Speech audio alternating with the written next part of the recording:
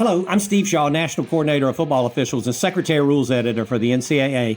Today, we're continuing our series of training videos for 2025, and we're going to be featuring game action from Week 11. Now, before we get into our video, our fouls per game are slightly down this year. We're averaging 1/4 foul per game less in FBS, and when we look at our most important player safety rule, targeting, we're averaging 0.14 targeting fouls enforced in every game. That's one targeting foul in every 7 games. And that's on pace with last year, which was our lowest output of targeting since 2020. Now, our responsibility is twofold. Number one, quality fouls. Make it be there. No ticky-tacks. We want it to be a quality foul before you take your marker and throw it. Remember, your integrity is linked to that marker. And second, we can't let up on our player safety fouls. That's so important for the game. That's so important for our student athletes. So with that, let's get on into our videos. Our first play this week, we have 5:12 left in the third quarter, and the visiting team is kicking off. Now, all seems normal. The receiver catches the ball at the 15. He cuts left, and he's going to be out of bounds around the 30-yard line. Now, as the offense is coming out, we can see that the referee, he's headed to the visitor sideline, and the referee, back judge, and side judge are all conversing with the visiting team head coach. Now, eventually the headline judge comes in, and the referee's going to move away, and then he throws his flag, and then we get an announcement from our referee. Unsportsmanlike conduct, Norfolk State. Number 45 was disqualified earlier in the game and participated in the previous play. 15-yard penalty for the previous spot, first down.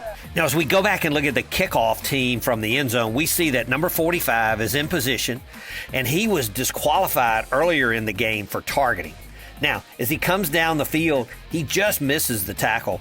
But this is a great job by the crew to recognize this, inform the coach, and penalize this for unsportsmanlike conduct. Now, one further note, anytime a player is disqualified and then subsequently they are penalized for unsportsmanlike conduct, they are ejected and they must leave the team area. So this is a good job by the crew and the referee for identifying this, and let's make sure we add the ejection to the announcement. Play 2, we see the quarterback. He takes the snap. He's flushed out of the pocket to his left. Then he reverses field. He gets a big block from number 77, and that draws 3 flags from the crew for an illegal blindside block. Now, as we go back and take a look at the block, number 77 approaches the defender from the blind side and attacks with forcible contact. This is really the definition of an illegal blindside block. And good job, referee, center judge, and umpire for all getting flags down. We know this is a player safety rule. The player is allowed to make this block from the blind side, but only if they block with extended hands, they screen, or absorb the contact. Those types of blocks would be effective in taking the defender off their pursuit angle, but would mitigate the risk of injury to both players. Now, we know the player that receives a blindside block is considered defenseless by rule, and as we see the contact, there's no question number 77 attacks the defenseless opponent, and there is forcible contact to the head of this opponent. So replay is going to stop the game and adds targeting from the booth, creating an illegal blindside block with targeting, and number 77 is disqualified from the game. So on the field, as we evaluate these blindside blocks, let's make sure we think of targeting as well. Great job in the booth for sorting this out. Play 3, we're late in the game. The quarterback drops back to throw. He gets pressure from his right side and he's yanked down violently, but there's no flag from our crew on this play. Now, as we look at the replay, the defender, number 45, he rushes in, he grabs the quarterback's hair, hangs on, and pulls the quarterback back and down. Now, this is clearly not a face mask foul. There's no helmet opening that's being grabbed. And anatomically, we consider the hair as a part of the body, an appendage of the skin. So there's no foul for grabbing the ball carrier's hair and pulling them down. Now, it's important to note that if a player is blocking, he cannot grab an opponent's hair and hold or pull. That would be a foul. But attempting to make a tackle on the ball carrier, this is not a foul. Good job and good judgment by the crew here. Play 4, we're late in the game. The offense is down by 4 points, and we're going to get a pass down the middle of the field complete for a big gain. Now, after the play, the offense substitutes, and they're also hurrying to the line. Now, the defense begins to match up, and we don't get our center judge or umpire to the snapper to hold them up, and the offense is going to snap the ball, but we do a good job of shutting the play down. Now, after we shut the play down, in previous years, this could be a do-over if the offense snapped the ball before the substitution process was completed. But now, anytime the offense snaps the ball after substituting and we're still in our substitution process, whether the center judge or umpire is in place holding up play or not, we shut the play down. The defense is allowed to complete their substitution in response to the offense's substitution, and Team A will be penalized 5 yards for delay of game. There are no other do-overs in this type situation. It's a delay of game penalty against the offense. Play 5, the quarterback drops back. He's going to run. He's downed, and number 52 of the defense gets credit for the stop, a 2-yard loss.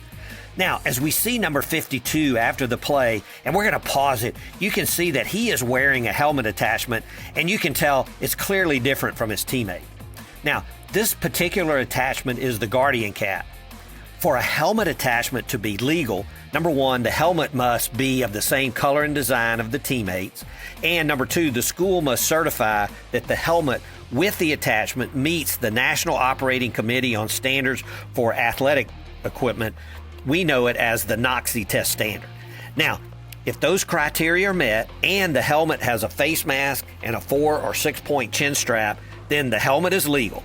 Now, we've seen in our scrimmages, this concept of helmet attachments has been very popular, and now we're starting to see this in games. So we want you to be aware of the requirements here. Play 6 is 4th down, and the offense is lined up in a scrimmage kick formation. Now, it's going to be a fake. Punter number 80, he throws dead on target to number 16 for the first down.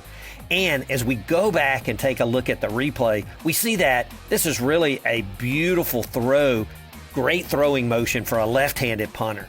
And we're going to finally go back and take a look at the low end zone camera, and you can look into the face of punter number 80 and remember that face. And as we pan back, we see that he's wearing a towel, white tights. Now, we get set up for the next punt, and the offense is once again in scrimmage kick formation with the punter number 80 in place with the same tights. Now, he's going to punt right-footed, and the ball lands inside the 20. Now, as we go back and take a look at the low end zone camera on this play, this is not the same face as before. And we know by rule, 2 players playing the same position may not wear the same number during the game. And the penalty for this foul is a team unsportsmanlike conduct. Now, I can't fault the crew at all for not picking this up. The 2 number 80s were dressed alike, and this would be very, very difficult to tell. Maybe if anyone on the crew suspected something, they could have come forward and we could have talked it through. But as we know, this is a copycat business for coaches, and some others may try something like this, so let's be alert to this. Now, the conference is taking action with the team, but just be aware of this as a potential tactic, especially if the coach asks or if someone on the staff asks a question. Let's be alert to this. Play 7 is 3rd and 10. The quarterback's going to keep the ball on a design run and is stopped for a short gain. Now, we get a flag down after the play from our headline judge, and as we see the ISO replay, 2 players, they're going at it after the play, and not only does the headline judge get the marker down, but he does a good job of being a presence here in getting this type action stopped so it doesn't lead to anything further. Now, we get an announcement by our referee. There are 2 fouls, one by each team after the play. Personal foul, unnecessary roughness, offense, number 3. Personal foul, unnecessary roughness, defense, number 3. Those penalties offset. It's 4th down. And high marks for the crew staying alert in the dead ball period. But I think we should consider unsportsmanlike conduct for this type of action. The unsportsmanlike conduct rule states that Specifically prohibited acts are dead ball contact fouls such as pushing, shoving, striking, etc. that occur clearly after the ball is dead and that are not part of game action. And this action by the two players matched that rule language almost perfectly, and putting a UNS counter on both the players will clearly discourage this type action from happening again in our game. Our last play this week, the quarterback, he fakes to the back, he flows to the right, and then he's going to throw downfield into the end zone. The receiver makes a great catch for an apparent touchdown, but we have 3 flags down, both wings and the umpire are down, for an ineligible receiver downfield. Now we know ineligibles can't be more than 3 yards downfield when the ball is thrown, and we're going to see right tackle number 74. He goes downfield, circles back, and he's just inside of 3 yards when the ball was released. But we know that the rule states that no originally ineligible receiver shall be or have been more than 3 yards beyond the neutral zone when the ball is released. So even though 74 came back to inside of 3 yards downfield, he had been almost 5 yards downfield.